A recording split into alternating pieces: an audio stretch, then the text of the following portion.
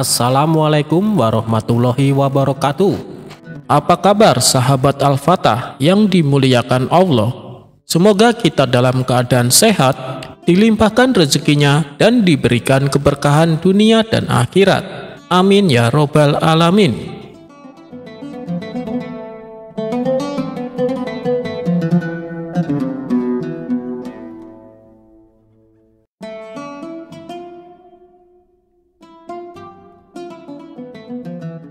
Dikisahkan ada seorang saudagar kaya terjerat kasus pembunuhan. Ia pun ditangkap dan dibawa ke hadapan Baginda Raja.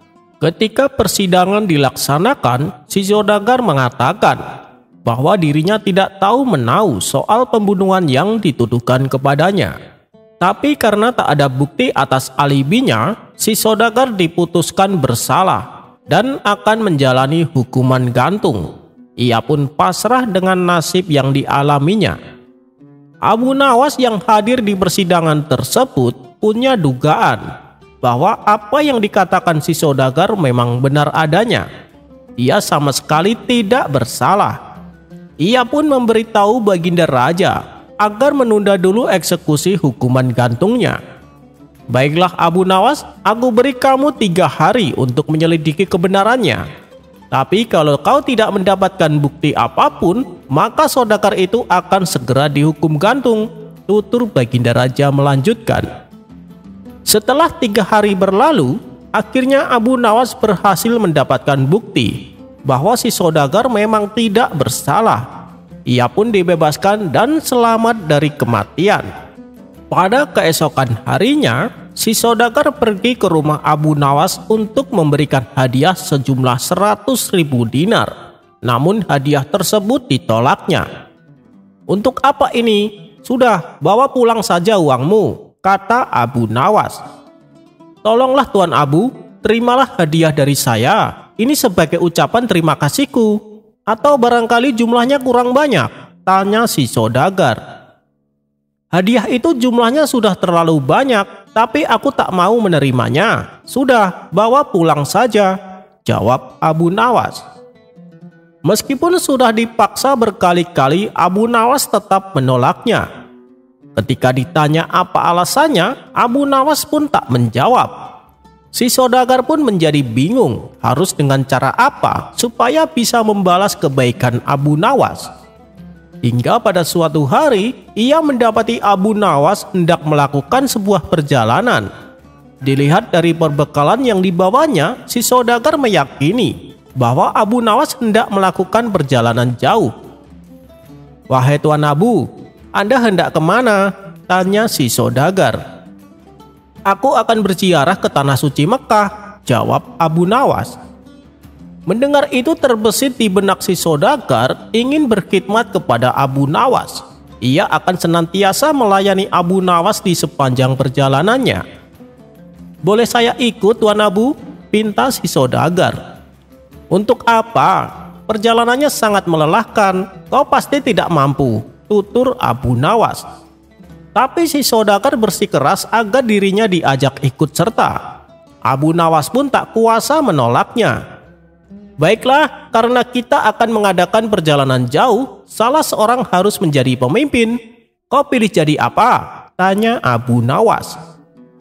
"Saya jadi pengikut saja Tuan Abu, biar Tuan Abu yang memimpin," jawab si saudagar.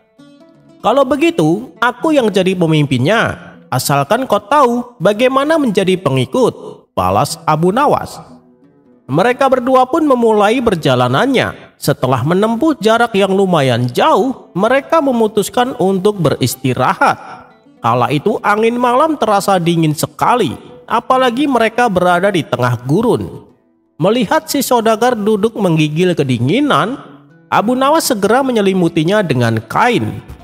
"Tuan Abu, seharusnya sayalah yang melakukan ini kepada Tuan, karena Tuan adalah pemimpinnya," kata si saudagar sambil menarik kembali selimutnya dan memberikan kepada Abu Nawas.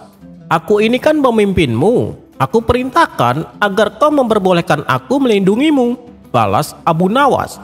Si saudagar pun tak bisa membantahnya. Setelah waktu menjelang pagi, mereka pun bersiap-siap hendak melanjutkan perjalanan.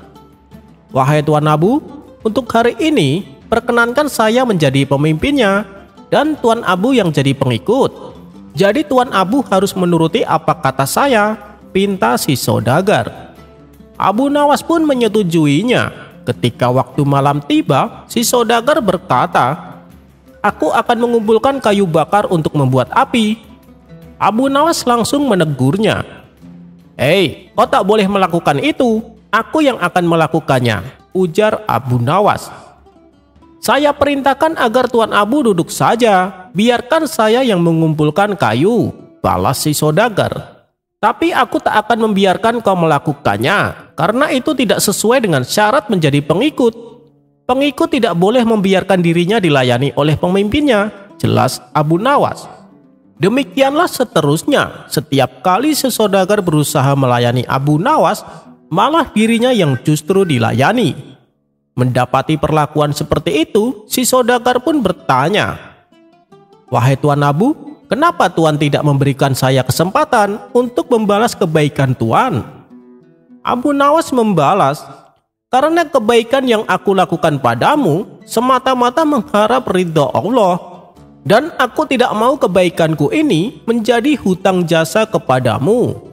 Kalau kau ingin berbuat baik, lakukanlah kepada orang yang sedang membutuhkan, tanpa mengharap imbalan atau berharap orang yang kau tolong akan membalas untukmu. Biarlah Allah yang akan membalas kebaikanmu dari siapa saja yang Allah kehendaki." Mendengar penjelasan tersebut, si saudagar menyadari bahwa berbuat kebaikan harus dilandasi keikhlasan, dan kebaikan itu akan Allah balas ketika orang itu sedang membutuhkan. Sedangkan untuk saat itu, Abu Nawas sedang tidak membutuhkan pertolongan. Oleh karenanya, si saudagar tak pernah diberikan kesempatan untuk membalas kebaikan Abu Nawas.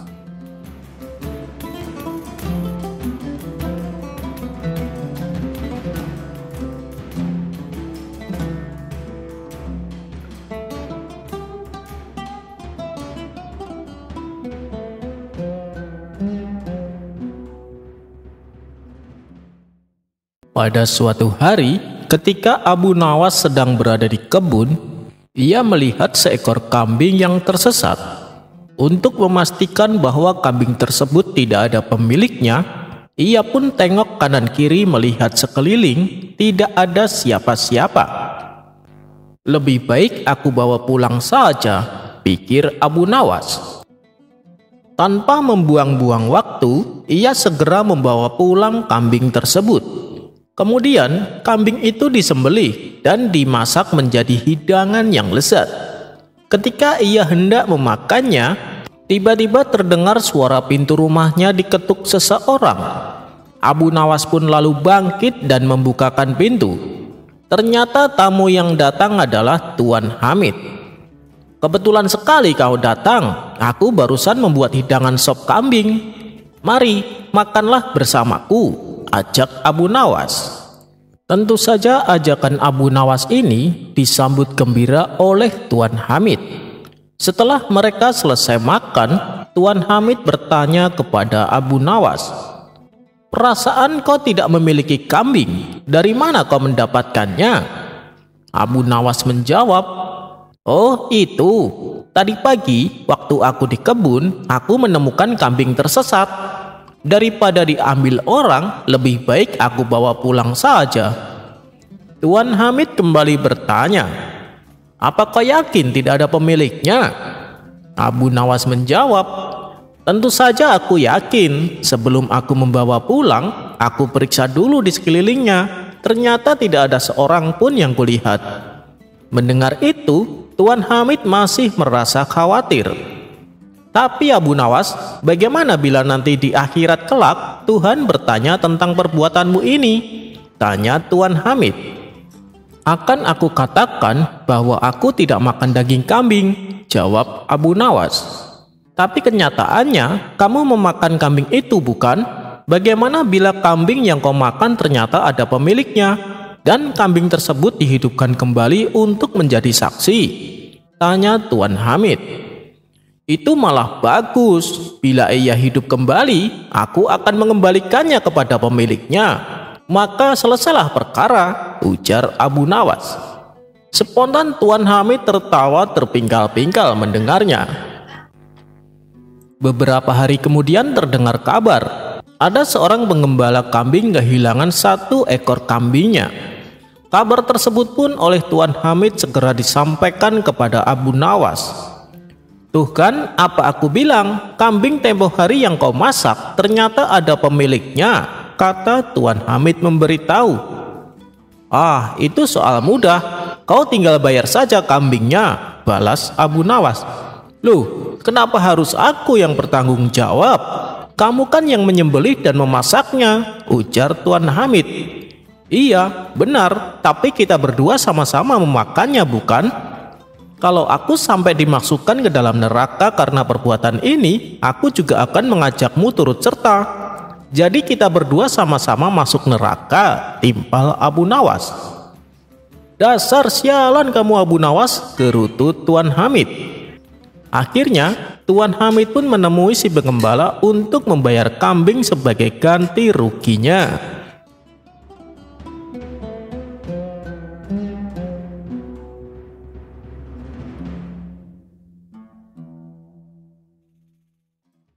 Dikisahkan, ketika Abu Nawas hendak ke rumah Abu Jahil, di tengah jalan ia berpapasan dengan beberapa pengawal istana. Wahai Tuan Abu, kebetulan sekali kita ketemu di sini. Ada yang ingin saya sampaikan, kata salah satu pengawal. Memangnya ada penting apa? Tanya Abu Nawas. Kemudian mereka memberitahu bahwa hari ini Abu Nawas diperintah Baginda Raja untuk datang menghadap ke istana. Abu Nawas pun bingung, karena hari ini ia sudah berjanji akan membantu Abu Jahil membentukkan genteng rumahnya yang bocor. Tapi kalau ia menolak perintah tersebut, bisa-bisa Baginda Raja akan menghukumnya. Namun Abu Nawas adalah tipe orang yang selalu menepati janji. Ia pun memilih membantu Abu Jahil daripada menemui Baginda Raja. Akhirnya ia menemukan solusi supaya tidak perlu datang ke istana tanpa mendapatkan hukuman sang raja. Ia lalu berkata kepada para pengawal bahwa dirinya tidak bisa menghadap sang raja karena ada suatu alasan. Mendengar penjelasan Abu Nawas, mereka pun mengucapkan bela sungkawa dan pergi berlalu dari hadapan Abu Nawas.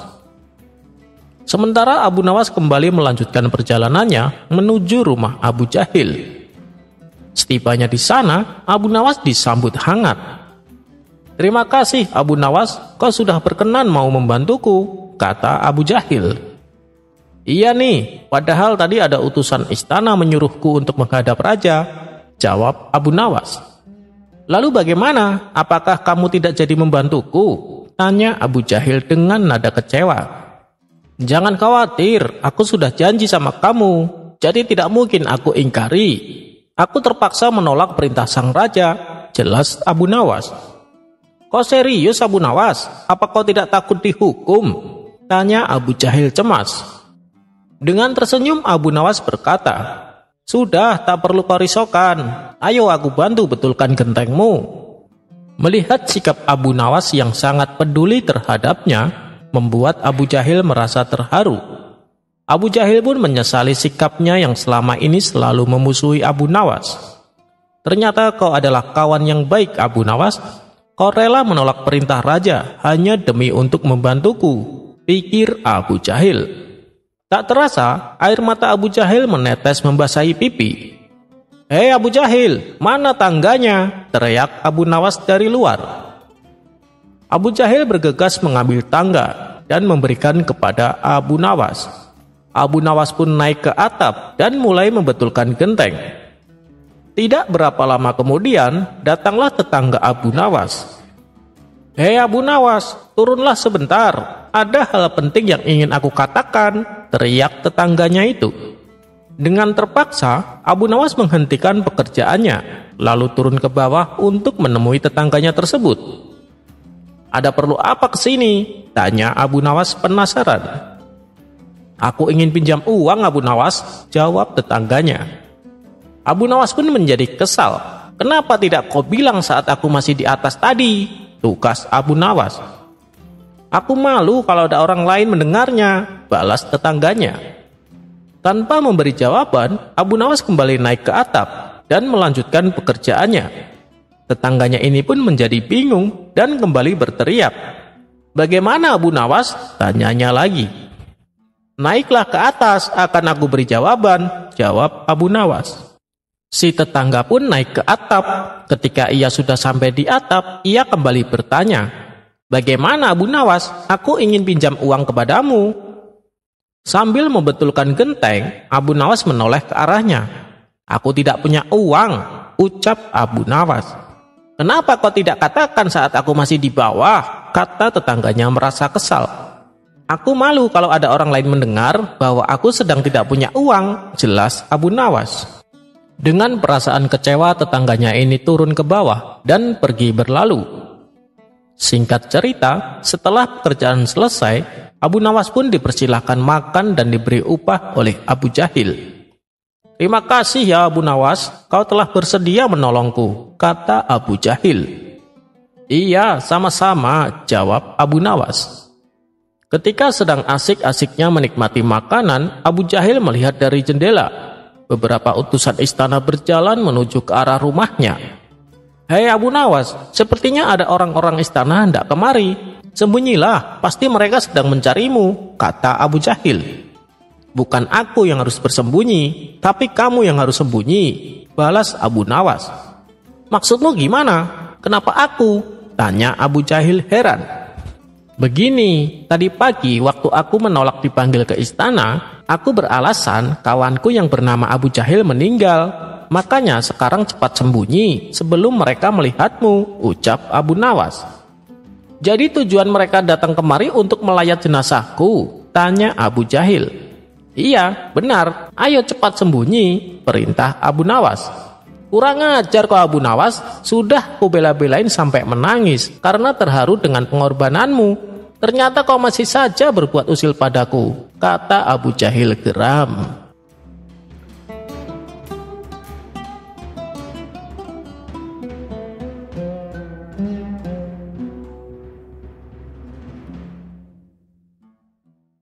Dikisahkan, di suatu daerah di kota Baghdad, terdapat sumur angker yang dihuni oleh jin yang jahat. Setiap malam, terdengar suara menakutkan dan suara-suara aneh yang berasal dari sumur tersebut.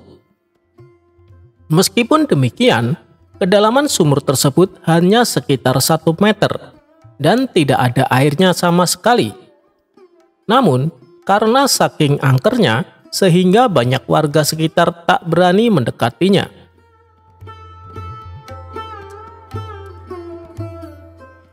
Suatu kali, datang seorang tamu ke rumah Abu Nawas. Dia bernama Abu Jahil. Kemudian ia mengadukan masalahnya tentang sifat sang istri yang sangat cerewet. "Gimana caranya Abu Nawas, supaya istri saya tidak ngomel-ngomel terus?" tanya Abu Jahil kepada Abu Nawas. "Kalau soal itu aku tidak tahu, istriku juga sama cerewetnya," jawab Abu Nawas. "Waduh, masa kamu tidak tahu? Kamu kan terkenal cerdik Abu Nawas," ujar Abu Jahil. "Baiklah, kalau kamu mau, bawa saja istrimu ke sumur tua yang angker itu, lalu kamu jatuhkan dia ke dalamnya," saran Abu Nawas. "Maksudmu sumur tua yang dihuni jin jahat itu?" "Waduh, bisa-bisa istriku malah mati tenggelam. Aku tidak mau Abu Nawas," tolak Abu Jahil. "Tenang, istrimu tidak akan tenggelam. Itu kan sumur kering, tidak ada airnya, dan dalamnya juga cuma 1 meter, jelas Abu Nawas. "Tapi apa mungkin bisa berhasil?" tanya Abu Jahil ragu-ragu. "Saya sendiri juga belum tahu Abu Jahil. Tapi setidaknya istrimu akan bertemu jin jahat itu, dan pasti dia akan ketakutan. Mungkin saja karena rasa takutnya itu, sifat cerewet istrimu akan hilang," balas Abu Nawas. "Baiklah kalau begitu, besok saya akan ajak istriku ke sana," timpal Abu Jahil.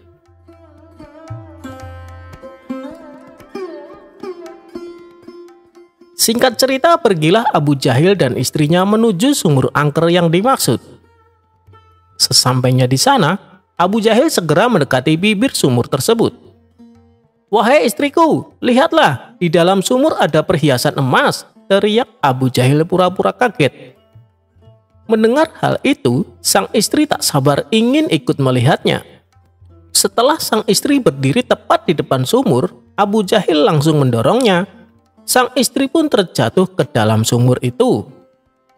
Bukannya berteriak ketakutan, sang istri malah ngomel terus-terusan tanpa berhenti. "Mana emasnya? Saya tidak melihatnya sama sekali," omel sang istri. Dan ketika jin penghuni sumur mencoba menakuti istri Abu Jahil, ia malah kena semprot omelannya. "Kamu pasti yang menyembunyikan emasnya kan? Cepat berikan padaku. Ayo cepat berikan," hardik istri Abu Jahil. Karena tak kunjung mendapatkan emas, sang istri terus saja mengomel.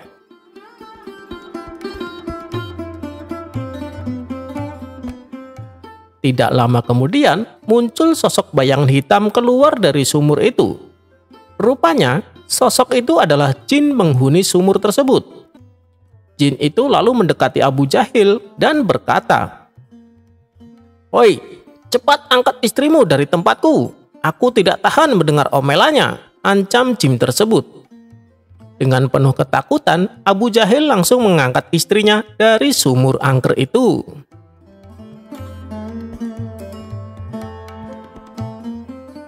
Pada esok harinya, Abu Jahil kembali menemui Abu Nawas dan menceritakan peristiwa yang dialaminya. Spontan Abu Nawas tertawa terpingkal-pingkal. "Ternyata istrimu lebih cerewet daripada istriku. Jin saja sampai tidak tahan mendengar omelannya," seloroh Abu Nawas sambil tertawa terpingkal-pingkal.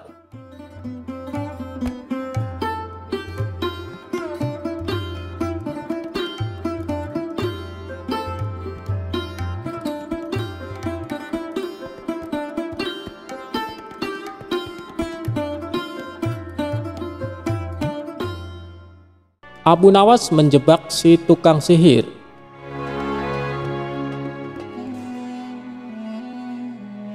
Abu Nawas atau dikenal sebagai Abu Ali Al-Hasan bin Hani Al-Hakimi adalah seorang pujangga Arab. Abu Nawas dilahirkan di kota Ahvaz di negeri Persia.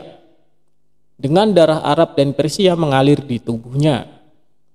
Abu Nawas adalah seorang ulama besar yang terkenal dengan kecerdasannya dan dipercaya sebagai wali Allah. Dikisahkan, Abu Nawas mempunyai burung nuri yang sangat lucu, dan Baginda Raja ingin memilikinya. "Kalau kau berniat menjualnya, jangan ditawarkan kepada orang lain. Tawarkan saja kepadaku. Berapapun harganya, aku akan membayarnya," ujar Baginda Raja kepada Abu Nawas. Abu Nawas tidak menjawab, dia hanya mengangguk. Tapi dalam hati dia berkata, "Mana mungkin aku menjual burung yang tidak berharga ini kepada Baginda," ucap Abu Nawas dalam hati. Keesokan paginya Abu Nawas datang ke istana. Dia datang dengan membawa burung nuri yang diinginkan Baginda itu. Abu Nawas tidak ingin menjualnya. Dia ingin memberikan cuma-cuma kepada Baginda. Tapi di pintu gerbang istana, 2 orang pengawal menahannya. "Siapa kamu? Ada keperluan apa menghadap Baginda Raja?" hardik kedua pengawal dengan wajah bengis. Rupanya, kedua orang pengawal istana tersebut adalah orang kepercayaan Perdana Menteri Abu Dahi yang selalu ingin mencelakakan Abu Nawas. "Aku hendak menyerahkan burung nuri ini kepada Baginda Raja karena beliau sangat menyukainya," jawab Abu Nawas. "Tinggal saja burung jelek itu di sini, biar aku yang menyerahkan kepada Baginda," ucap salah seorang pengawal. Abu Nawas pun menurut. Dalam situasi seperti ini, dia tidak mungkin melawan. Tapi suatu saat mereka pasti akan menemui perbuatannya. Oleh kedua pengawal kepercayaan Abu Dahi, burung nuri Abu Nawas ditukar dengan burung gereja. Setelah itu diserahkan kepada Baginda Raja. Perdana Menteri Abu Dahi yang melihat kejadian itu tersenyum simpul memuji hasil kerja anak buahnya. "Bedebah, Gigi Baginda gemetar menahan amarah. Dia merasa terhina oleh perbuatan Abu Nawas. Burung nuri yang diharapkan tapi burung gereja yang dikirimkan. Tanpa menunggu waktu, saat itu juga Baginda mendatangi rumah Abu Nawas. "Abu Nawas, kalau kau keberatan menjual burung nuri kepadaku, aku tidak apa-apa. Tapi jangan kau kirim burung gereja ke istana. Itu suatu penghinaan buatku," kecam Baginda dengan mata memerah menahan amarah. "Begini Baginda," tutur Abu Nawas mencoba meredakan amarah Baginda. "Istana Baginda telah kemasukan 2 orang penyihir yang menjadi penjaga pintu gerbang istana. Kedua orang itu bisa menyihir seekor burung gereja, dan hamba yakin besok-besok kedua orang itu bisa menyihir burung beo menjadi burung nuri. Kalau tidak percaya, tunggulah besok di istana. Baginda akan menyaksikan sendiri betapa hebatnya sihir mereka." Sambil berkata begitu, Abu Nawas mengelus-elus seekor burung beo yang bertengger di depan jendela rumahnya. Burung beo itulah yang akan dibuat menjebak kedua pengawal bengis istana. Pagi-pagi sekali Abu Nawas sudah tiba di istana. Dia membawa burung beo di tangannya. Di depan gerbang lagi-lagi dia dicegat oleh pengawal. "Ada perlu apa lagi kau di sini?" Kedua pengawal kembali menghardik Abu Nawas. "Ada perlu apa lagi kau di sini?" Kedua pengawal kembali menghardik Abu Nawas. "Sudah ku bilang, kau tidak akan bisa bertemu Baginda," ucap sang pengawal. "Maaf, kemarin aku keliru. Aku sebenarnya hendak memberikan burung beo ini kepada Baginda Raja, tapi aku keliru mengambilnya. Baginda pasti marah-marah mendapat kiriman burung nuri itu. Semua orang tahu Baginda sangat benci burung nuri. Dia pernah tersesat di hutan gara-gara burung nuri keparat itu. Maafkan aku telah membuat Baginda marah." Bujuk Abu Nawas seolah-olah cerita itu benar-benar terjadi. "Taruhlah saja di situ, biar aku nanti yang akan menyerahkan kepada Baginda Raja," perintah pengawal istana. Terpengaruh bujukan Abu Nawas, kedua kaki tangan Abu Dahi itu pun menukar burung beo dengan burung nuri. Setelah itu mereka menyerahkan kepada Baginda. Keduanya bersukaria karena sebentar lagi Abu Nawas pasti akan mendapat hukum yang setimpal dari Baginda, pikir mereka. Setelah menerima burung nuri itu dari kedua pengawal istana, Baginda terperangah kaget. Ternyata benar apa yang dikatakan Abu Nawas. Kedua pengawal ini bisa menyihir alias menggelapkan barang yang bukan haknya. "Ini nurinya, mana beonya?" sindir Baginda yang langsung membuat wajah kedua pengawal itu pucat pasi. Belum sempat kedua pengawal itu menjawab, Baginda Raja langsung menitahkan perintah yang tak disangka-sangka. "Karena hasil kerja yang sangat bagus, kalian berdua aku beri hadiah hukuman cambuk masing-masing 50 kali. Perdana Menteri Abu Dahi yang menyaksikan kejadian itu kini hanya bisa tertunduk lesu.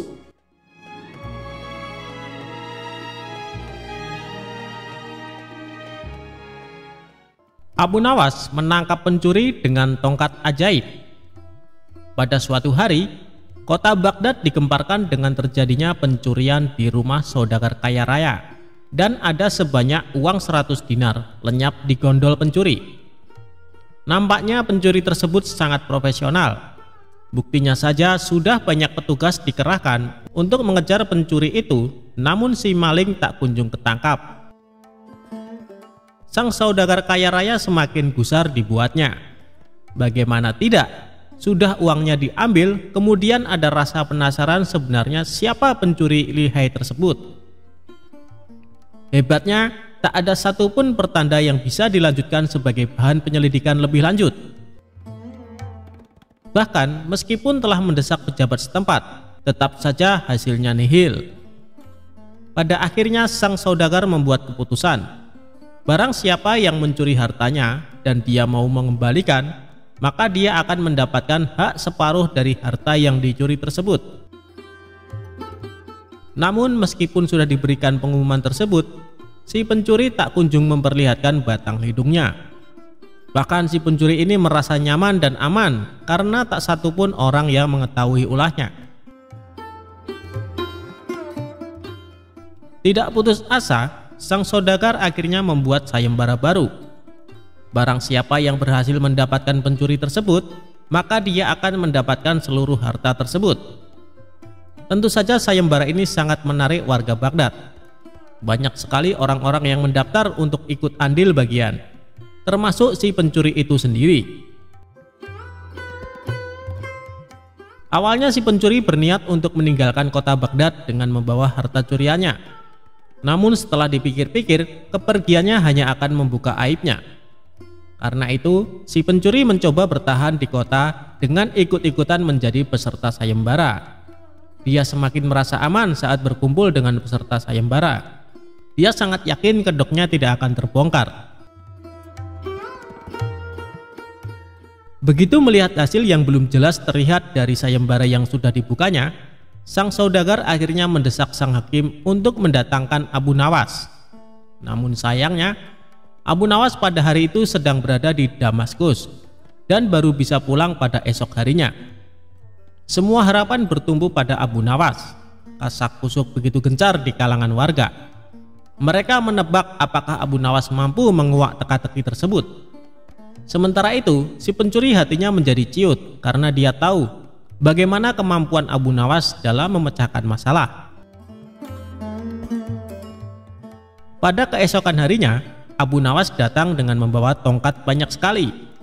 Dan kemudian dia membagikan tongkat-tongkat tersebut kepada semua yang hadir sambil berpesan, "Tongkat-tongkat ini sudah saya mantrai. Kalian bawa pulang. Besok bawa kembali ke sini. Jika salah satu di antara kalian pencurinya, maka tongkat akan bertambah satu telunjuk. Yang bukan pencuri, maka tidak usah khawatir," ujar Abu Nawas. Kemudian semua warga pulang dan si pencuri bingung bagaimana bisa lolos di esok hari. Setelah memeras otak, dia memutuskan untuk memotong tongkat tersebut sepanjang telunjuk jarinya. Keesokan harinya, semua warga berkumpul dan mengembalikan tongkat kepada Abu Nawas. Pada saat menerima tongkat dari pencuri tersebut, Abu Nawas langsung menangkapnya karena tongkatnya menjadi lebih pendek. Kemudian si pencuri diadili dengan seadil-adilnya. Akhirnya Abu Nawas berhak menerima uang 100 dinar tersebut. Namun uang tersebut dibagikan kepada fakir miskin di kotanya.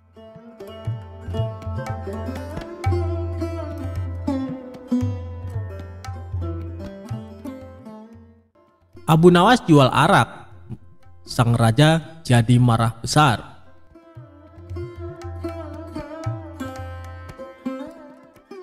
Selalu ada cara yang dilakukan oleh Abu Nawas untuk tidak dimarahi oleh baginda raja. Setiap perbuatan yang dilakukan pasti ada saja kesalahan yang membuat sang raja marah. Namun bukan Abu Nawas jika tidak bisa membuat sang raja menjadi marah karena perbuatan Abu Nawas. Abu Nawas sendiri menjadi terkenal karena puisinya yang jenaka dan lucu. Tidak berhubungan dengan tema-tema tradisional seperti tema padang pasir, tetapi juga berbicara tentang kehidupan kota dan menyanyikan kegembiraan meminum anggur, serta cinta dari anak laki-laki muda dengan humor nakal. Kisah Abu Nawas kali ini menceritakan sang raja marah besar karena kedapatan Abu Nawas menjual arak. Suatu saat Abu Nawas kepergok membawa botol arak berwarna merah dan sang raja menegurnya. Namun Abu Nawas menyangkal kalau dia membawa arak. Dia menyebutnya air susu yang pemalu. Kecerdasan Abu Nawas benar-benar menghibur baginda raja. Suatu ketika sang raja murka melihat pekerjaan pengawal kerajaan tidak beres. Setelah diselidiki, para pengawal itu ternyata sedang mabuk-mabukan. "Wahai para pengawalku semua, sudah sering kuingatkan kau jangan sering mabuk-mabukan," ujar baginda raja. Para pengawal terlihat gemetar. Mereka menunduk, tidak berani menatap wajah sang raja karena merasa bersalah. "Ceritakan kepadaku dari mana kalian mendapat arak itu," tanya sang raja. Untuk beberapa saat para pengawal itu tidak mau mengaku. Namun setelah raja membentak, para pengawal pun mengaku. Abu Nawas-lah yang membawa arak itu. Kami juga diajari mabuk-mabukan olehnya, ujar salah seorang pengawal. Cepat bawa Abu Nawas ke hadapanku sekarang juga. Kalau tidak, kalian yang akan menerima hukuman dariku, ujar sang raja. Keesokan harinya para pengawal itu mendatangi rumah Abu Nawas yang sangat sederhana. Sesampainya di rumah Abu Nawas, salah seorang pengawal berkata, "Bawalah botol ini dan katakan ini semua atas perintahmu." "Tunggu dulu, dengan minuman arak ini aku pasti dihukum oleh raja," kata Abu Nawas. "Jika engkau lolos dari hukuman raja, aku akan memberimu sejumlah dinar," ucap sang pengawal. "Lalu apa keuntunganmu memberiku sejumlah dinar?" ucap Abu Nawas. "Jika engkau lolos dari hukuman raja, maka kami juga akan lolos dari hukuman raja. Gunakanlah kecerdasanmu mengelabui raja," kata pengawal itu.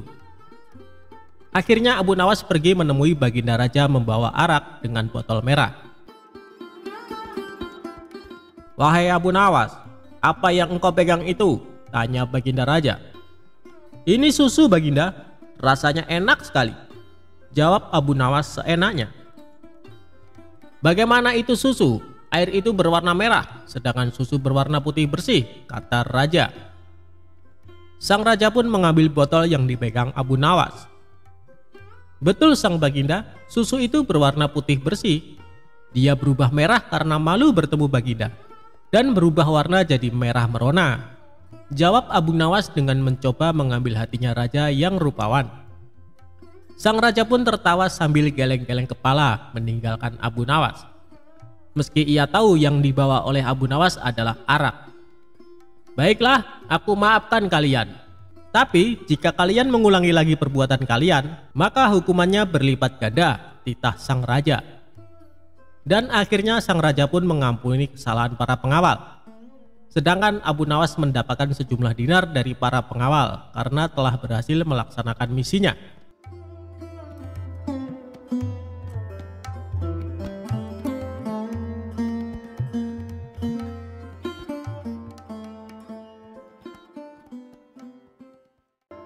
Ketika Abu Nawas disuruh khutbah Jumat. Abu Nawas adalah seorang penyair yang sangat cerdik dan pintar. Namun selain sebagai penyair, Abu Nawas juga dikenal sebagai mubalek di desa tempat tinggalnya. Oleh sebab itu, suatu ketika Abu Nawas diminta untuk menjadi imam ketika hendak sholat Jumat. Selain itu, pada waktu tersebut Abu Nawas juga diminta mengisi khutbah Jumat untuk memberikan ceramah keagamaan. Setelah mandi dan berpakaian rapi, Abu Nawas pun mulai melangkahkan kakinya menuju ke masjid. Ketika sampai di masjid, tidak lama kemudian terdengar suara azan. Tak lama berselang, datanglah masyarakat yang beragama Muslim dengan sangat ramai. Karena yang menjadi khotib kali ini adalah Abu Nawas, maka banyak sekali masyarakat Muslim yang datang ke masjid. Ceramah dan khutbah Abu Nawas sangat disenangi oleh masyarakat kala itu. Sebab dalam setiap ceramah keagamaan yang disampaikan oleh Abu Nawas sangat relevan terhadap isu-isu yang sedang berkembang. Akhirnya, waktu yang ditunggu para jamaah pun tiba. Abu Nawas naik ke mimbar dan segera memulai khutbahnya. Khutbah tersebut dimulai dengan salam dan berlanjut pada materi yang akan disampaikan oleh Abu Nawas. Namun, pada saat berkhutbah, Abu Nawas melihat para jamaahnya yang mengantuk bahkan sampai tertidur. Melihat hal itu, kemudian Abu Nawas berteriak, "Api! Api! Api!" dengan sangat keras. Hal tersebut sontak membuat para jamaah sangat terkejut dan berdiri mencari keberadaan api tersebut. Bahkan ada juga jamaah yang hanya saling pandang satu sama lainnya. Kemudian ada salah seorang jamaah yang menanyakan, "Di mana apinya?" kepada Abu Nawas. Walau ada jamaah yang berkata demikian, tapi Abu Nawas tetap melanjutkan khutbahnya. Kemudian Keluarlah perkataan dari Abu Nawas, jika ada api yang dahsyat di neraka bagi mereka yang lalai dalam beribadah. Maksud dari teriakan api dari Abu Nawas adalah api neraka tersebut.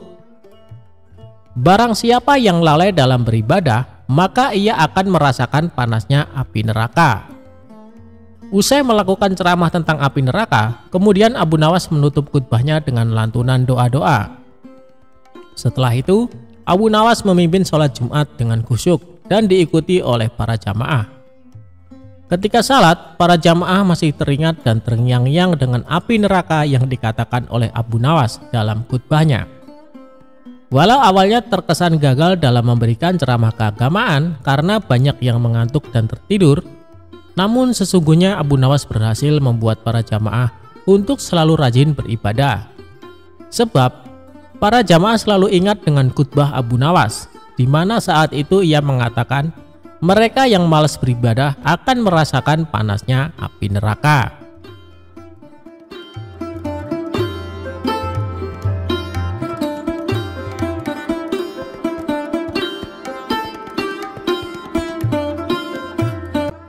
Kisah Abu Nawas dihukum raja minum air mendidih.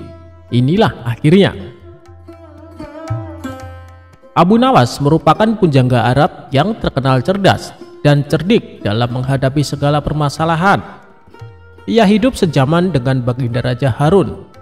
Bahkan Abu Nawas merupakan salah satu rakyat yang sangat dekat dengannya. Di sisi lain, ia juga salah satu warganya yang sering mendapatkan hukuman dari baginda raja. Tapi yang membuat baginda raja kesal, Abu Nawas selalu saja bisa lolos dari hukuman karena kecerdikannya. Dan kali ini Abu Nawas kembali melakukan kesalahan. Abu Nawas ketahuan prajurit istana tengah menenggak minuman keras. Dengan cepat para prajurit ini segera menangkap dan membawanya ke hadapan baginda raja. Abu Nawas, kelakuanmu masih saja tidak berubah. Selama ini aku sudah berbaik hati sama kamu. Aku sengaja meloloskanmu dari hukuman karena kamu selalu berjanji tidak akan mengulanginya. Tapi kali ini sudah tidak bisa ditolerir lagi. Apapun alasanmu, kamu tetap akan saya hukum, ucap baginda raja. Sementara Abu Nawas hanya terdiam, kepalanya tertunduk tak berani menatap. Kira-kira hukuman apa yang pantas diberikan supaya Abu Nawas kapok dengan perbuatannya? Tanya baginda raja kepada penasehat istana. Kemudian penasehat istana mengusulkan, bagaimana kalau Abu Nawas dihukum dengan cara minum air yang mendidih? Ternyata usulan tersebut langsung diterima baginda raja. Usulanmu bagus sekali, saya setuju denganmu, kata baginda raja. Seketika Abu Nawas langsung pucat, tubuhnya menjadi gemetaran karena sama saja ia akan dihukum mati. Ampun Paduka yang mulia, hamba mohon keringanan hukuman, minta Abu Nawas. Keputusanku sudah bulat Abu Nawas dan tak bisa ditawar-tawar, balas baginda raja. Baiklah Paduka, kalau itu memang sudah keputusan Paduka, saya terima dengan berat hati. Tapi sebelum saya menjalani hukuman, izinkan saya menemui istri dan anak-anak saya untuk berpamitan, ujar Abu Nawas. Sejenak baginda raja terdiam. Ia heran dengan kata-kata Abu Nawas yang berpamitan. Maksudnya bagaimana Abu Nawas? Tanya baginda raja merasa heran. Begini Paduka, apabila air mendidih masuk ke dalam perut, bukan hanya lidah dan bibir saja yang akan melepuh, tapi semua organ tubuh di dalamnya juga ikut melepuh. Tidak menutup kemungkinan saya akan mati saat itu juga, jelas Abu Nawas. Baginda raja pun terkejut, ia tak menyadari akan hal itu. Kasihan juga Abu Nawas, tapi masa saya harus menarik kembali ucapan saya? Itu tidak mungkin. Martabat saya sebagai raja akan jatuh, pikir baginda raja.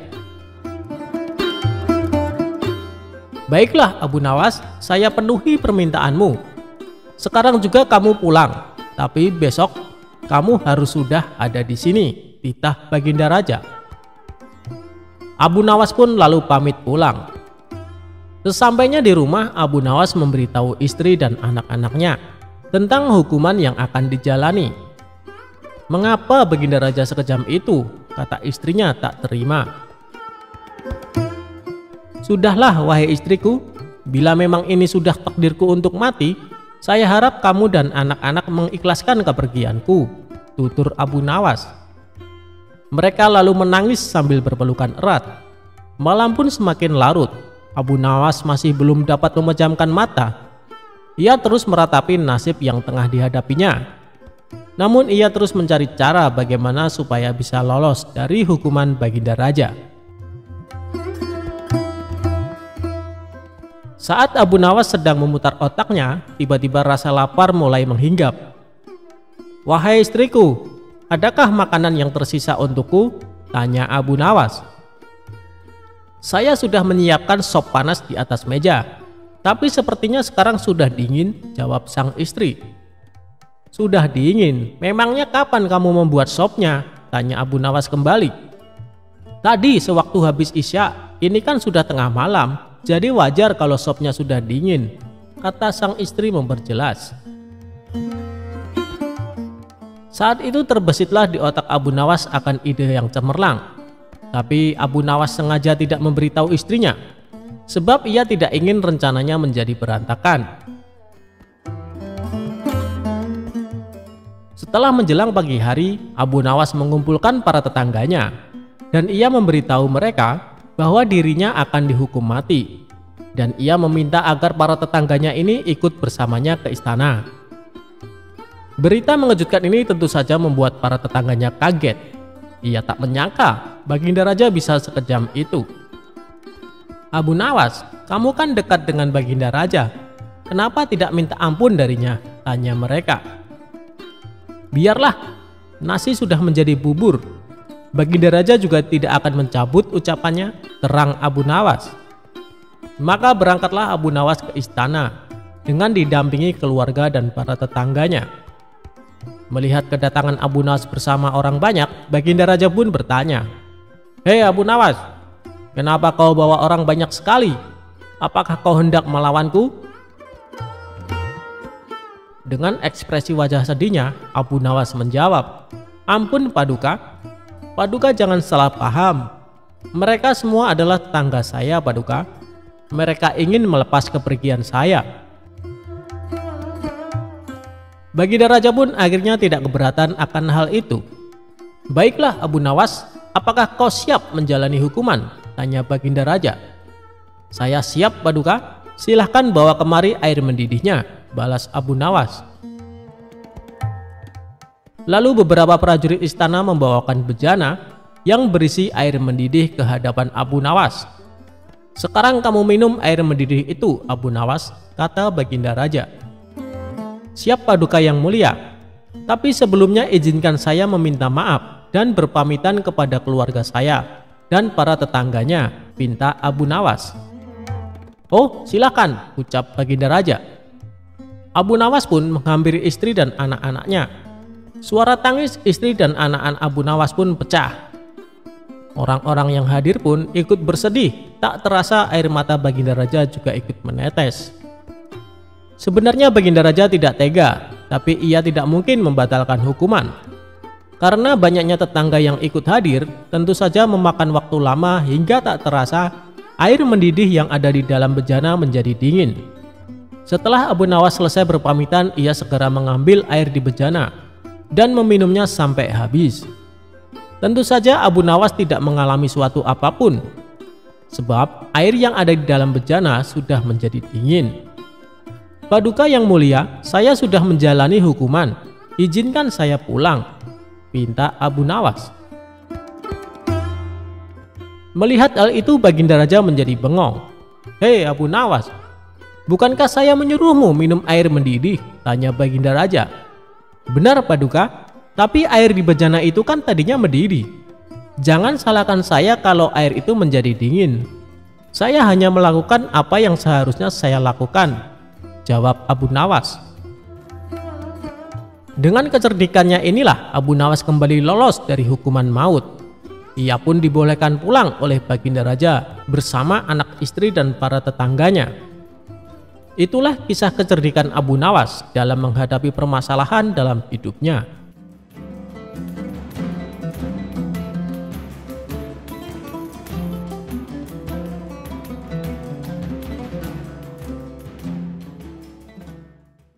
Dikisahkan, suatu ketika Abu Nawas dan sahabatnya ini melancong ke negeri seberang.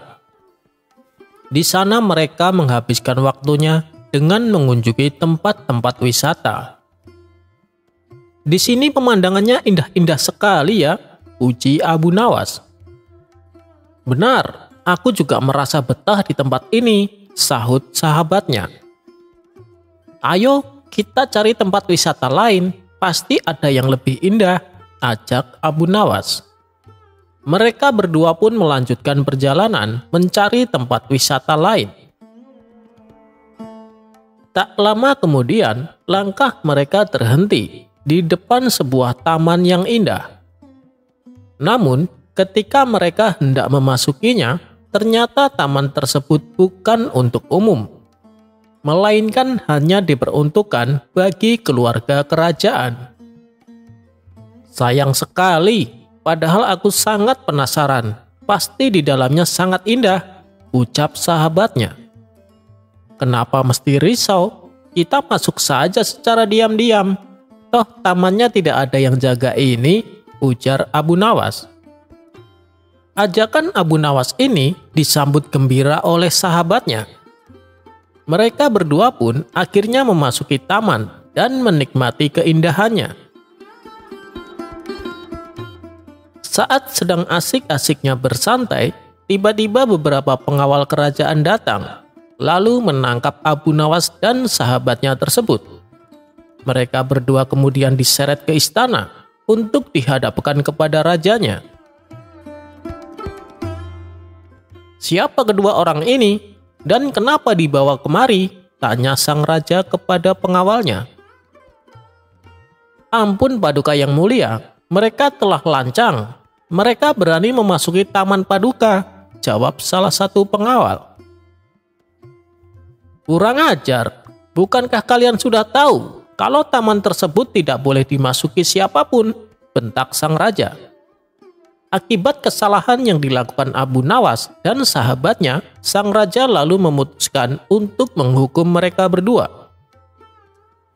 Pengawal, masukkan mereka berdua ke dalam penjara. Besok mereka akan menjalani hukuman pancung, titah sang raja. Mendengar hal itu, spontan Abu Nawas dan sahabatnya langsung kaget dan tak percaya.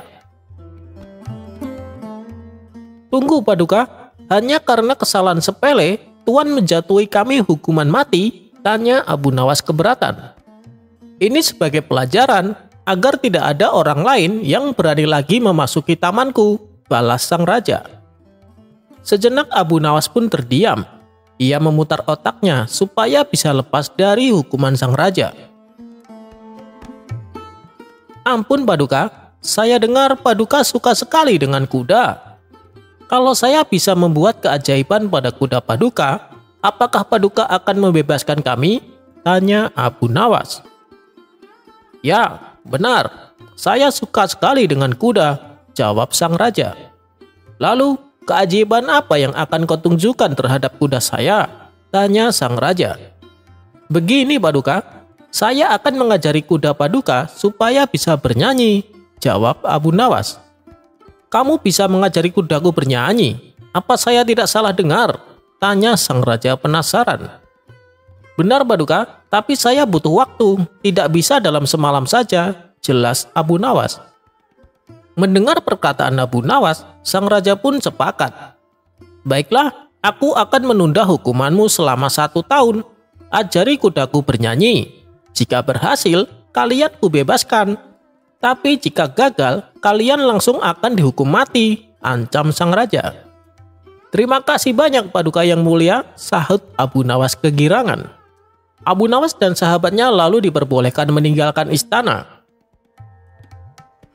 Setelah keluar dari istana, sahabatnya ini berkata kepada Abu Nawas, "Sungguh mengagumkan, aku tidak pernah tahu kalau ada orang yang bisa mengajari kuda menyanyi. Abu Nawas pun menjawab, kamu benar, tentu tidak ada yang bisa. Mendengar itu, seketika sahabatnya langsung tercengang. Kalau begitu, kenapa kamu bilang ke raja kalau kamu bisa mengajari kuda menyanyi? Tanya sahabatnya penuh rasa khawatir. Yang penting kita dapat tambahan waktu untuk hidup. Apa kamu tidak memperhatikan sang raja? Umurnya sudah sangat tua, tapi dia sangat suka sekali berperang. Hampir sebulan sekali, dia ikut berperang. Bisa jadi dalam kurun waktu setahun, dia mati dalam peperangannya. Atau bisa juga mati karena umurnya sudah tua.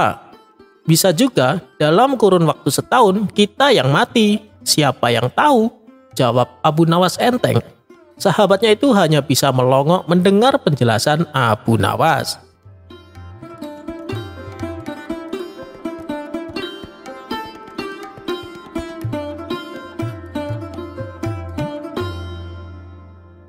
Karena seringnya membongkar kasus penipuan, membuat komandan prajurit mendapat penghargaan dari Baginda Raja.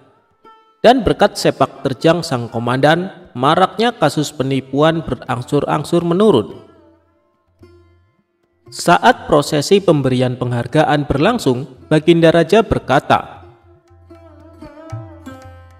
"Kamu hebat, tidak salah aku mengangkatmu sebagai komandan," puji Baginda Raja. Ia pun memberikan hadiah 50.000 dinar sebagai penghargaan atas jasa sang komandan. Cara apa yang kamu gunakan sehingga bisa dengan cepat memberantas banyak kasus penipuan? Tanya Baginda Raja. Dengan sombongnya sang komandan menjawab, itu mudah saja Paduka. Saya sudah tahu berbagai macam trik tipuan, makanya dengan mudah bisa saya tuntaskan. Saya ini orangnya tidak bisa ditipu Paduka, ucap sang komandan. Baginda Raja pun memuji kinerjanya sebagai komandan prajurit yang berprestasi. Sementara Abu Nawas yang juga hadir berkata di hadapan Baginda Raja, pekerjaan seperti itu menurut saya sangat mudah dan tidak berat. Perkataan Abu Nawas ini membuat sang komandan merasa tersinggung. Abu Nawas, kamu berkata demikian karena kau tidak bisa menipuku, ujar sang komandan. Kamu mungkin bisa menipu semua orang, bahkan kepada Paduka yang mulia. Tapi ketahuilah, kau tidak akan bisa menipuku, kata sang komandan melanjutkan.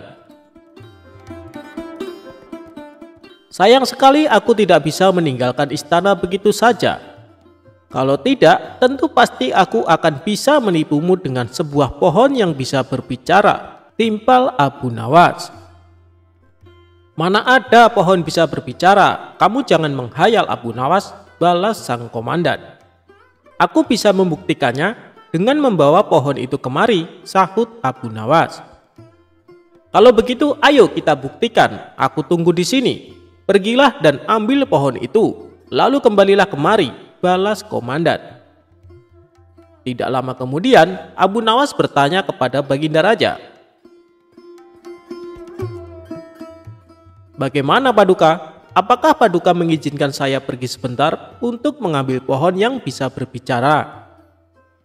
Baginda Raja pun menjawab, silakan Abu Nawas, pergilah dan ambillah pohon itu.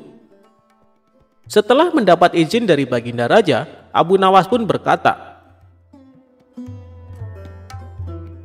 baiklah wahai komandan, tunggulah aku di sini, aku akan segera kembali dengan membawa pohon yang bisa berbicara, tutur Abu Nawas. Maka pergilah Abu Nawas meninggalkan istana. Namun, setelah 1 jam 2 jam berlalu, Abu Nawas tak kunjung datang. Sampai waktu malam tiba, sang komandan masih menunggu. Tapi Abu Nawas tak datang juga. Karena dirasa Abu Nawas tidak akan datang, sang komandan berkata kepada Baginda Raja, sepertinya Abu Nawas tidak berani datang Paduka. Dia pasti takut karena ketahuan bohongnya. Kalau dia berani, pasti dia sudah datang dan membuktikan ucapannya, kata sang komandan merasa bangga.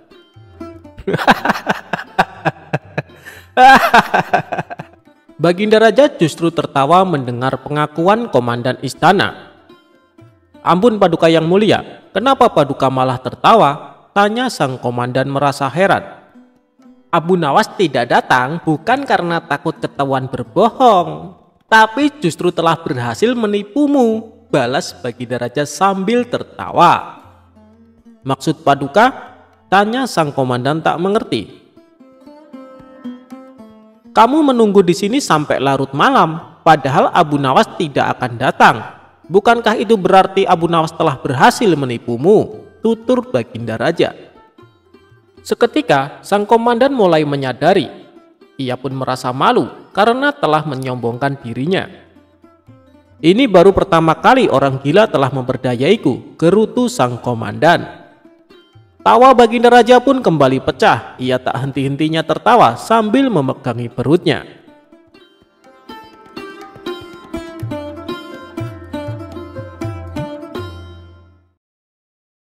Mencari kambing besar bertanduk lebar.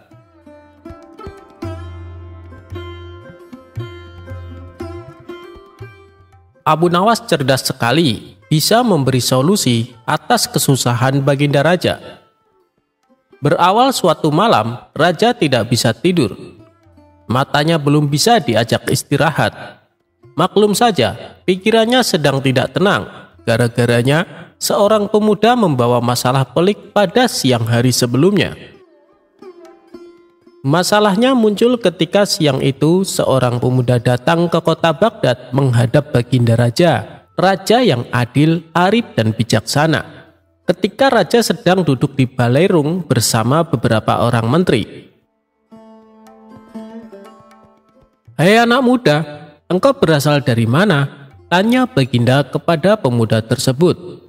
"Ya tuanku Syah Alam," jawab sang pemuda. "Ampun beribu ampun, adapun hamba ini berasal dari negeri Kopiah." "Apa maksudmu datang kemari? Ingin berdagang?" tanya Baginda Raja lagi. "Ya tuanku, hamba datang kemari ingin mengadukan nasib hamba," jawab si saudagar. "Katakan maksudmu supaya bisa kudengar," perintah Baginda Raja. Saudagar kaya ini bercerita telah bertahun-tahun berumah tangga namun tidak kunjung punya momongan. Allah Subhanahu wa Ta'ala belum menakdirkan dirinya memiliki anak. Maka ia berkata kepada istrinya untuk bernazar kepada Allah Subhanahu wa Ta'ala. Jika diberi anak laki-laki, akan memotong kambing yang besar dan lebar tanduknya sejengkal. Kemudian dagingnya disedekahkan kepada fakir miskin. Keinginan itu ternyata dikabulkan Allah Subhanahu wa Ta'ala. Istrinya pun hamil dan melahirkan bayi laki-laki yang sehat walafiat. Kemudian sang saudagar menyuruh beberapa orang untuk mencari kambing besar yang bertanduk selebar jengkal. Dengan pesan, beli saja kambing itu berapapun harganya, tidak usah ditawar lagi. Ternyata usaha tersebut gagal total.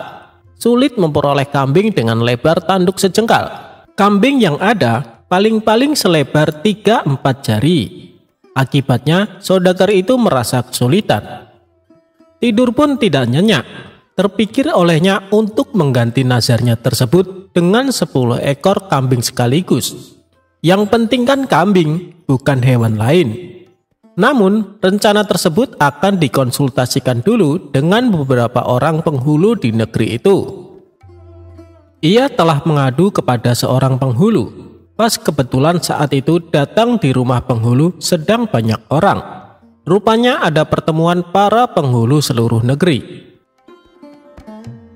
"Apa maksud kedatangan Anda kemari?" tanya penghulu yang tertua.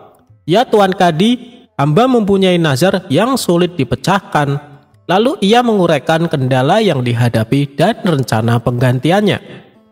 Ternyata para kadi itu tidak berani memberikan rekomendasi untuk mengganti nazar.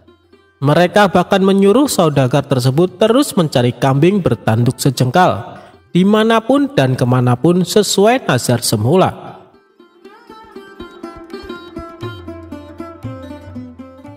"Kami semua tidak berani menyuruh menggantinya dengan yang lain-lain," ujar mereka.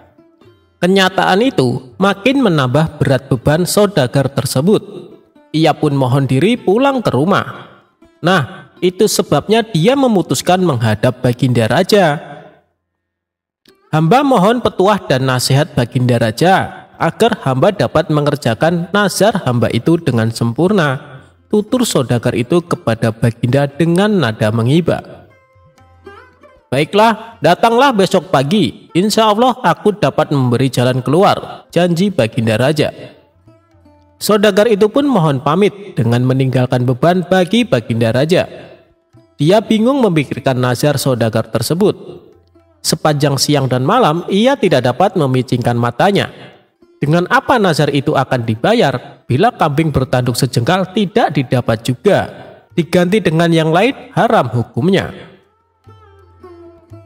Malam harinya, Baginda Raja mengumpulkan para kadi dan alim ulama di istananya. Kepada mereka, Baginda Raja menyatakan keresahan hatinya sehubungan dengan nazar saudagar dari Qopiyah itu.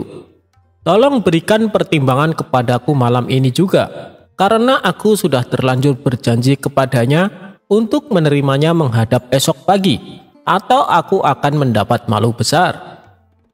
Suasana Balerung pun hening. Sunyi senyap berkepanjangan. Mereka termenung dan terpekur memikirkan titah Baginda Raja. Namun, tidak juga ditemukan jalan keluarnya.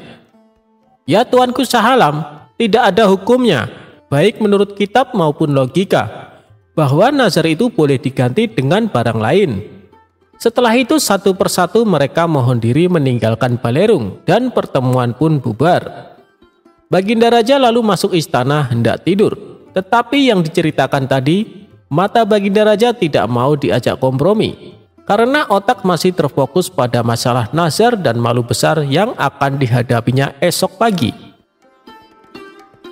Menjelang subuh, Baginda Raja pun teringat kepada Abu Nawas. Tidak ada manusia yang dapat memutuskan hal ini selain Abu Nawas, pikirnya dengan sukacita. Setelah itu barulah Baginda Raja dapat memicingkan matanya. Tidur pula sampai pagi. Begitu bangun, diutuslah penggawa memanggil Abu Nawas.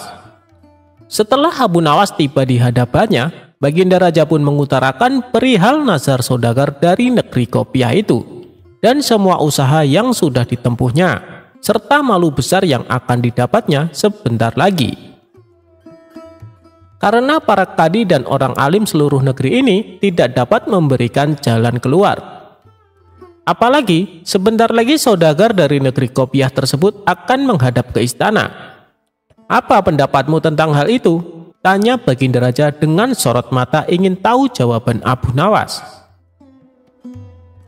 Ya Tuanku Sahalam, janganlah Tuanku bersusah hati. Jika Tuanku percaya, insya Allah hamba dapat menyelesaikan perkara ini. Jawab Abu Nawas meyakinkan.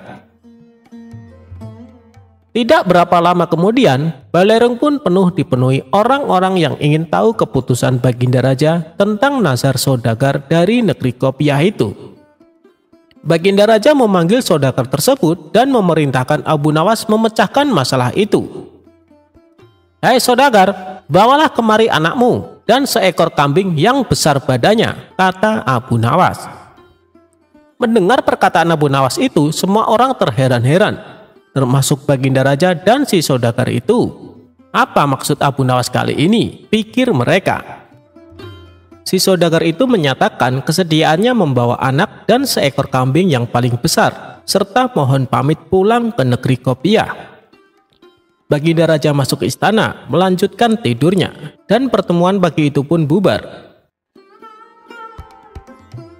Sesuai janjinya, saudagar itu pun datang kembali ke Baghdad beberapa hari kemudian. Ia membawa istri, anak, dan seekor kambing, langsung menghadap Baginda Raja di istana. Datang juga engkau kemari, hai saudagar. Tunggulah sebentar, aku akan kumpulkan penghulu dan rakyat. Kemudian Baginda Raja memerintahkan memanggil Abu Nawas. Sementara Abu Nawas ketika mengetahui dijemput ke istana, ia pura-pura sakit. Baginda Raja yang diberitahu hal itu memaksa agar Abu Nawas dibawa dengan kereta kerajaan. Maka berangkatlah Abu Nawas ke istana dengan mengendarai kereta kencana yang ditarik 2 ekor kuda. "Mengapa kau terlambat datang kemari?" tanya Baginda Raja. "Ya tuanku, hamba terlambat datang karena hamba sakit kaki," jawab Abu Nawas. "Hei Abu Nawas, saat ini telah datang kemari saudagar itu bersama istri, anak dan seekor kambing yang besar badannya. Coba selesaikan masalah ini dengan baik." "Baiklah, akan hamba selesaikan masalah ini." Bukan main senang hati Baginda Raja mendengar jawaban itu. Abu Nawas menarik kambing dan anak saudagar itu. Jari tangan kiri anak tersebut dijengkalkan ke tanduk kambing dan ternyata sama panjangnya. Baginda Raja dan seluruh yang hadir di balerung heran memikirkan ulah Abu Nawas. "Ya tuanku, hamba mohon ampun, jika hamba tidak salah ingat, saudagar itu mengatakan bahwa lebar tanduk kambing itu sejengkal. Karena yang dinazarkan anak ini, jari anak inilah yang hamba jengkalkan ke tanduk kambing itu, dan ternyata pas benar. Jadi kambing ini boleh disembelih untuk membayar nazar. Itulah pendapat hamba. Jika salah, hamba serahkan keputusannya kepada Baginda Raja dan semua orang yang hadir di sini." "Pendapat Abu Nawas aku kira benar," kata Baginda Raja dengan sangat meyakinkan. Bukan main senang hati saudagar itu karena dapat membayar lunas nazarnya, maka diberikanlah hadiah kepada Abu Nawas berupa uang 100 dirham. Kemudian ia mohon pamit kepada Baginda Raja dan pulang ke negerinya.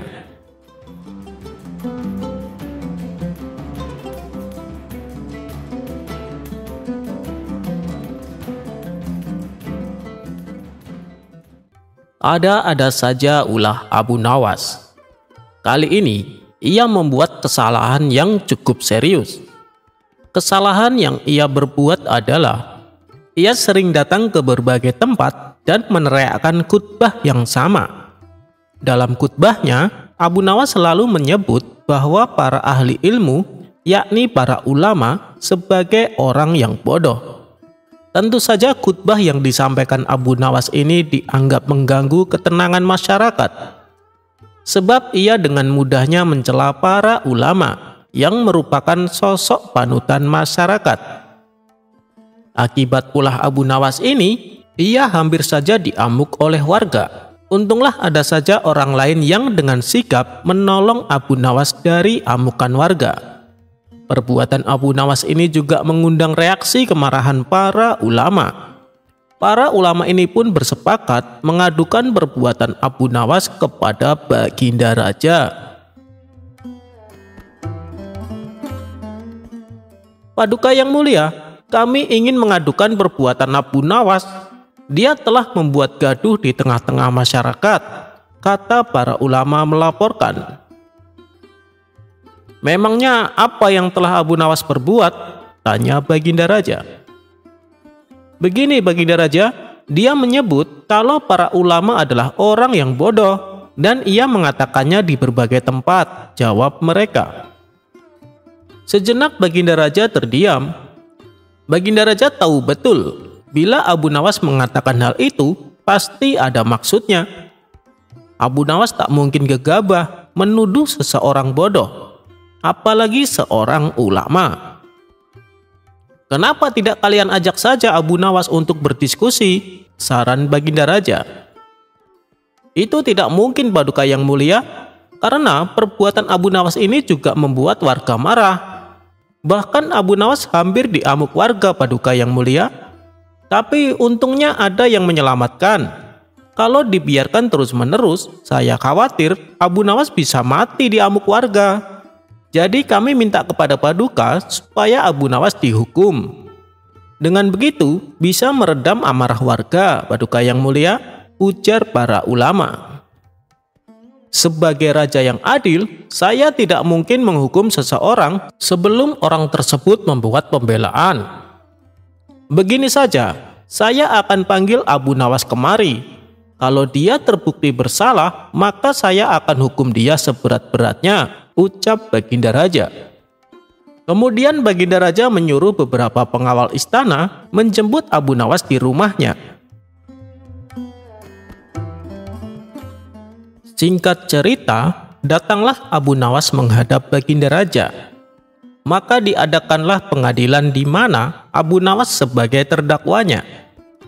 Di ruangan persidangan tersebut, seluruh ulama kota Baghdad dikumpulkan.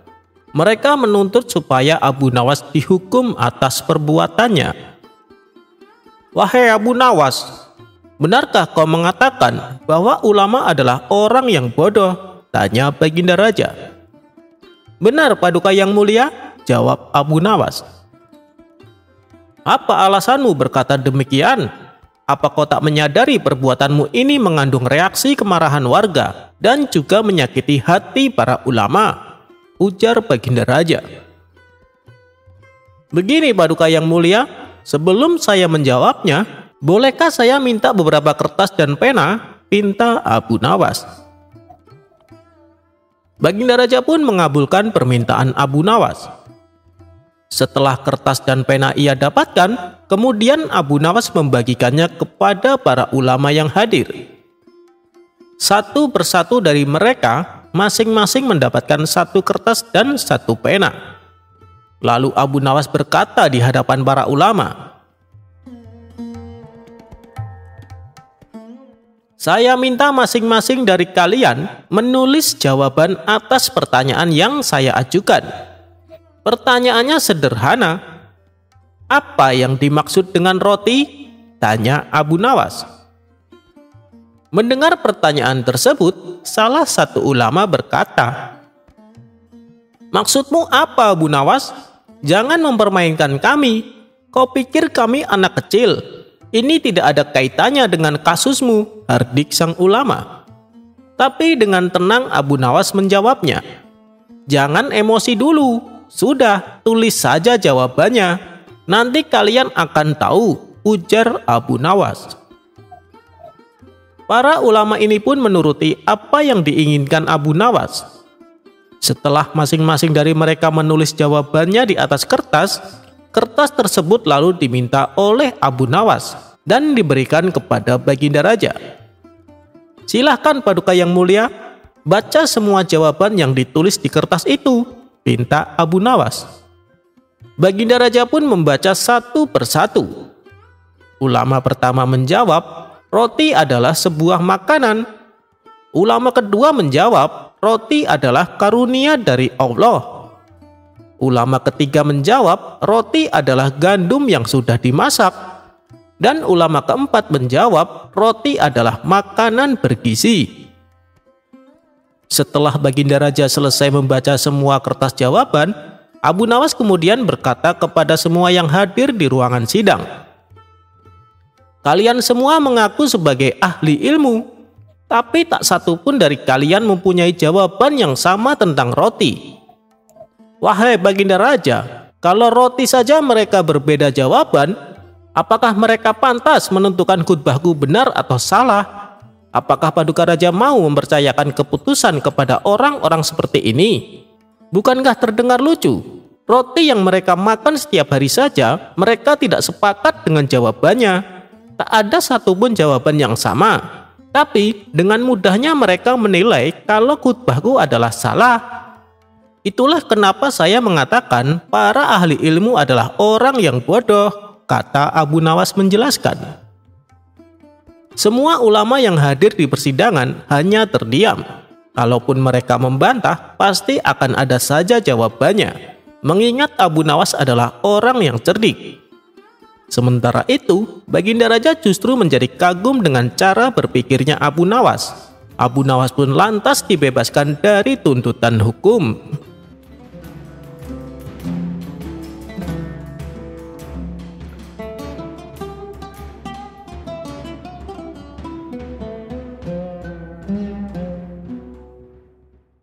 Dikisahkan, kala itu Abu Nawas sering meninggalkan kota Baghdad untuk berniaga. Sudah banyak negeri yang ia singgahi. Keuntungan yang didapatkan dari bisnisnya ini tentu sangatlah besar.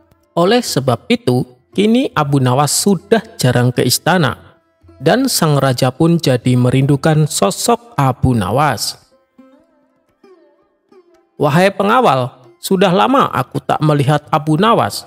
Suruh Abu Nawas kemari," kata Baginda Raja. "Ampun Paduka, Abu Nawas sedang berada di negeri seberang untuk berniaga, jawab salah satu pengawal.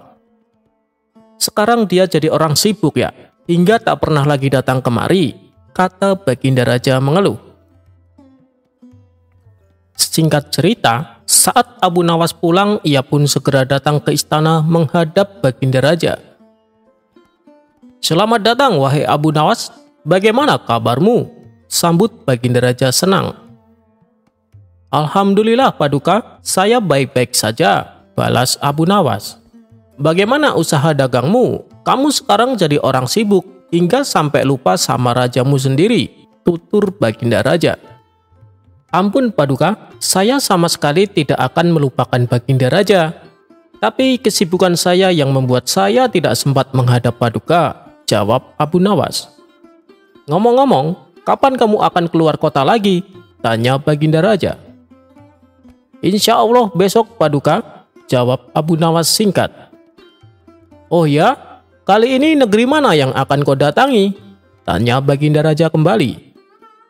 Abu Nawas lalu menyebut sebuah negeri yang sempat membuat Baginda Raja kaget. Hati-hati Abu Nawas, saya dengar kabar di negeri tersebut rajanya terkenal jahat. Kalau kamu sampai kenapa-kenapa di sana, segera kabari saya, ujar Baginda Raja. Baik Paduka yang mulia, balas Abu Nawas. Keduanya pun lalu ngobrol panjang lebar, bercanda tawa, melepaskan rasa kangennya. Keesokan harinya Abu Nawas melakukan perjalanan menuju negeri yang disebutkan. Singkat cerita, sampailah Abu Nawas di negeri tersebut. Ia menelusuri jalanan kota yang cukup asing baginya. Baru kali ini aku merasakan ada kota sepi. Kota-kota yang saya singgahi sebelumnya hampir semuanya ramai penuh dengan orang-orang jualan. Setelah beberapa lama berjalan, Abu Nawas mulai merasakan letih. Apalagi barang dagangan yang ia bawa terbilang cukup banyak. Ia pun mendatangi rumah salah satu warga. Assalamualaikum, bolehkah saya numpang istirahat? Kata Abu Nawas sambil mengetuk pintu. Setelah pintu rumah dibuka, ternyata penghuninya adalah seorang wanita tua dan anak gadisnya. Silakan masuk Tuan, jawab si wanita tua itu. Kedua penghuni rumah tersebut terlihat sedang dirundung masalah. Raut mukanya menunjukkan kesedihan. Karena penasaran, Abu Nawas pun bertanya, Ibu kenapa terlihat murung? Wanita tua itu lalu menceritakan bahwa rajanya punya kebiasaan yang buruk. Sang raja gemar menikahi gadis-gadis desa. Tapi setiap kali sang raja menikahinya, esok paginya si gadis langsung dihukum mati. Dan kali ini anak gadis satu-satunya wanita tua itu besok akan dinikahi sang raja. Yang berarti ia siap-siap akan kehilangan anaknya. Mendengar keluhan wanita tua itu, Abu Nawas pun merasa iba. Ia ingin menolongnya, tapi tidak tahu bagaimana caranya. Saat menjelang malam, Abu Nawas terus memikirkan cara agar bisa menyelamatkan anak gadis wanita tua itu. Akhirnya ia pun mendapatkan ide yang cemerlang. Pagi harinya, prajurit kerajaan datang untuk menjemput anak gadis tersebut. Tunggu Tuan, izinkan saya ikut menghadap rajamu, pinta Abu Nawas kepada prajurit kerajaan. Siapa kamu? Ada keperluan apa kamu ikut kami? Bentak salah satu prajurit. Saya adalah paman dari anak gadis ini. Pernikahan rajamu tidak akan sah bila tidak ada walinya sebagai saksi. Dan wali gadis itu adalah saya selaku pamannya, kata Abu Nawas berpura-pura. Akhirnya, Abu Nawas ikut serta menghadap sang raja. Setelah acara pernikahan selesai dan sang raja sudah merasakan kenikmatan, ia pun menyuruh prajuritnya untuk segera menghukum mati anak gadis tersebut. Tunggu Paduka Raja, sebelum Paduka menghukum gadis itu, izinkan saya memberikan cerita kepadanya, supaya dia tidak sedih menghadapi kematian, pinta Abu Nawas. Sang raja tidak keberatan, ia mempersilahkan Abu Nawas untuk memulai ceritanya. Di situ, Abu Nawas bercerita tentang kisah yang sangat indah, hingga sang raja tertarik ikut mendengarkan. Ceritanya cukup sampai di sini dulu. Kalau kamu besok masih hidup, maka aku akan lanjutkan ceritanya, kata Abu Nawas kepada gadis tersebut. Sang raja ternyata penasaran dengan kelanjutan cerita yang dibawakan Abu Nawas. Sang raja lalu menunda hukuman mati gadis itu demi untuk mendengarkan kelanjutan ceritanya. Besoknya, Abu Nawas kembali melanjutkan ceritanya, dan kali ini ceritanya bertambah menarik. Namun lagi-lagi saat ceritanya semakin seru, Abu Nawas segera menghentikannya. Ia kembali berkata, ceritanya akan dilanjutkan besok kalau gadis itu masih hidup. Sang raja untuk kedua kalinya menunda hukuman mati, dan kejadian ini terus berulang-ulang sampai 1 minggu, hingga sang raja melupakan hukuman yang akan ia berikan. Di akhir cerita, Abu Nawas memberi nasihat betapa pentingnya menjadi raja yang baik dan sayang kepada rakyatnya. Disitulah akhirnya sang raja menjadi sadar. Perilakunya selama ini ternyata membuat rakyatnya senantiasa dicekam ketakutan, terutama bagi keluarga yang mempunyai anak gadis. Berkat nasihat Abu Nawas, sang raja kini menjadi raja yang baik, dan gadis yang dinikahinya dijadikan permaisuri untuk selamanya.